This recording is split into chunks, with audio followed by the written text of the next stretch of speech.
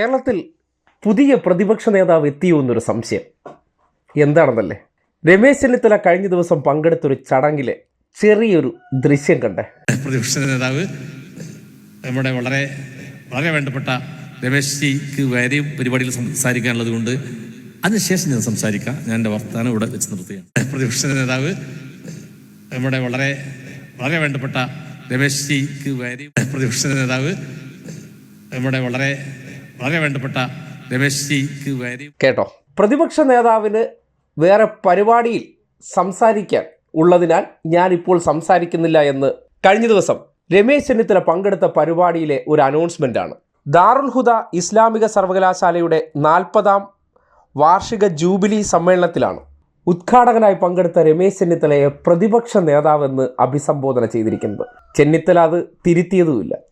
അപ്പോൾ കേരളത്തിൽ ഇപ്പോൾ 2 പ്രതിപക്ഷ നേതാക്കന്മാർ ഉണ്ട് എന്ന് ഒരു പരിപാടിയിലെ ഈ പ്രതികരണം തെളിയിക്കുകയാണ്. ഇതിലാരാണ് ഡമ്മി എന്നാണ് അറിയാനുള്ളത്.